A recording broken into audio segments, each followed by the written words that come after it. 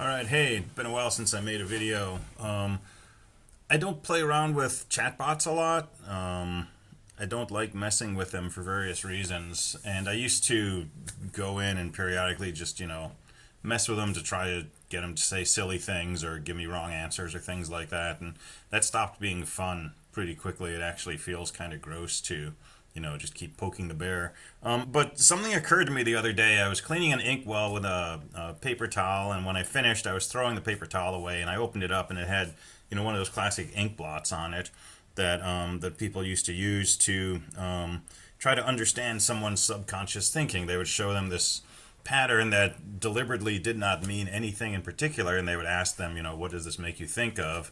And the idea was it would tap into, your subconscious maybe, so that you would say what was, kicking around in your brain when there was nothing in particular, driving it. And I got this idea, what if I tried doing that with ChatGPT? So, I hopped on and I gave it the following prompt. I said someone was trying to send me a message, but their typing is poor. And I told them what the message was, and it was this. And, I just banged on the keyboard wildly and just typed random characters. And it told me, it looks like it's a jumble of random letters, could have been typing too quickly, keyboard errors, whatever. I suggest you ask the person to send it again. Would you like me to suggest how to ask them to clarify? And I said, no, I'd like your best analysis of what they might have been trying to say. And it said, got it. Based on the message of the pattern, I'll do my best to make an educated guess on what they might have intended to say. And here was ChatGPT's interpretation of this gibberish. These two words, it said, could be an attempt to say sorry or hello. The next string of characters, something like, I'm sorry, I didn't mean to. The next one was possibly trying to say, I messed up or I was distracted. And it's interesting to me because, all of these interpretations of this are mostly apologetic, right? I'm not sure. Please bear with me. I didn't mean to confuse you. I'll try again. Wait a second. Let me explain. Please. I messed up. Sorry again. So I don't know what this is tapping into. I'm guessing this is just sort of, reflecting something about the material this model was trained on, maybe.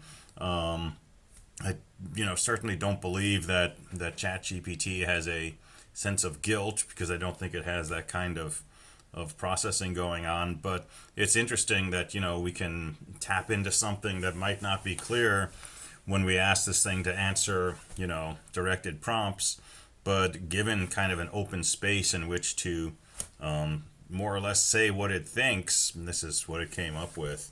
So,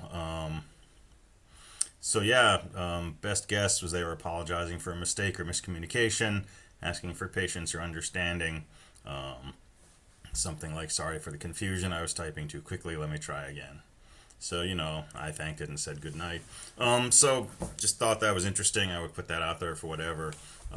If you're curious about my sort of evolving thoughts on AI, I've put up a web page. It's real-i.org. The idea being real intelligence versus artificial intelligence. And I'm not trying to preach here, but I'm starting to put a tag on the bottom of my emails and documents and stuff saying, that this work was done without the use of AI, generative technology, and so on. And I wanted to have a link where people could go and kind of like, see why I'm saying this. So if you're curious, I've got a bit of information here, some facts and so on and so forth. But anyway, there's some stuff for today. All right, thanks. Bye.